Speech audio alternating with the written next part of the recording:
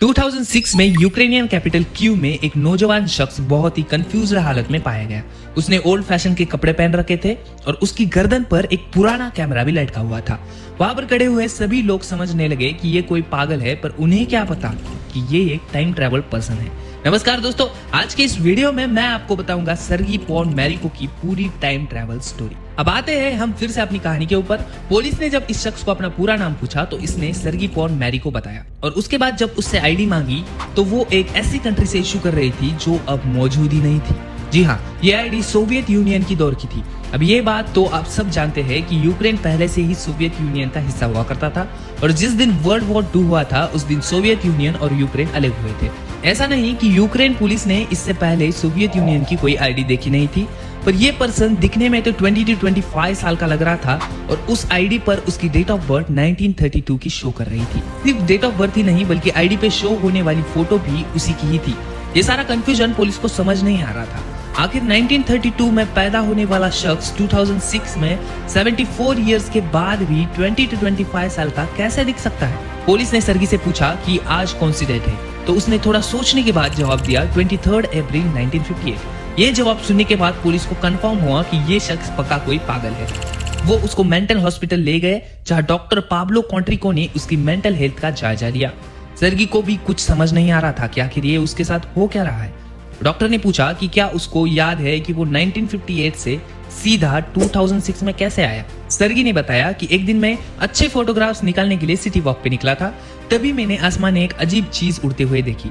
Doctor ने पूछा कि चीज कैसी दिखती थी, तो उसने बताया कि मैं एग्जैक्टली उसे एक्सप्लेन नहीं कर पा रहा, पर मैंने अपने कैमरा में उसकी फोटो खींची है। ये बोलते हुए उसने अपना कैमरा आगे कर दिया। ये सुनकर डॉक्टर बहुत हैरान हुए, लेकिन उनकी हैरानी तो तब बढ़ गई जब उन्होंने कैमरा को देखा, जो कि एक बहुत पुराना येशिमा फ्लैक्स कैमरा था। इस कैमरा की कंडीशन देखकर ऐसा नहीं लग रहा था कि ये कोई पुराना कैमरा है। असली प्रॉब्लम तो इस कैमरा से फोटो निकालने का था, क्योंकि इसमें जो रोल डलता था उसको 1970s में ही डिसकंटिन्यू कर दिया गया था। फिर उसके बाद इस प्रॉब्लम का सॉल्यूशन निकालने के लिए एडम पॉइजनर नाम के एक एक्सपर्ट को बुलवाया गया, जिसने कैमरा रोल पर लिखी डेट देखी तो पता चला कि ये रोल 1956 में ही मैन्युफैक्चर्ड किया गया था। उसने फोटोग्राफ्स डेवलप किए और तभी चीजें और ज्यादा कंफ्यूज होती गई। ये वही सर्गी था जो 48 इयर्स पुरानी तस्वीरों में जैसा दिखता था उसी हालत में उसी कपड़ों में डॉक्टर के सामने बैठा था। और रोल की सबसे आखिरी फोटो में जैसा सर्गी ने बताया था कि एक अनआइडेंटिफाइड फ्लाइंग ऑब्जेक्ट दिख रहा था। ये सारा खेल देखकर डॉक्टर के लिए इस पर यकीन करना बहुत ही मुश्किल था। डॉक्टर के पास और कोई उपाय नहीं था कि ये मानने में कि ये शख्स 1958 से 2006 में टाइम ट्रैवल करके आया है। फिर कुछ डिस्कशन करने के लिए डॉक्टर रूम से बाहर गए। फिर उसी टाइम में वो शख्स रूम से बाहर निकला, उसने दरवाजा बंद किया और फिर वापस कभी नहीं लौटा। सर्गी पॉन मैरिको बिना किसी सबूत के गायब हो चुका था।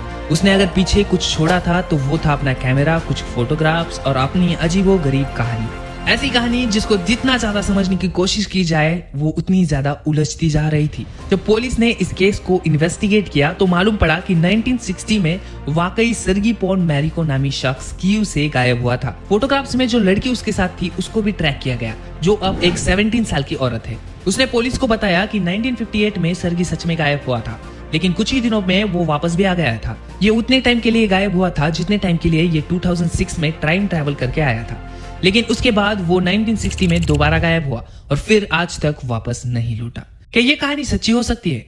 आपका जवाब हमें कमेंट सेक्शन में बताना। मिलते हैं ऐसी और इंटरेस्टिंग वीडियो के साथ। धन्यवाद।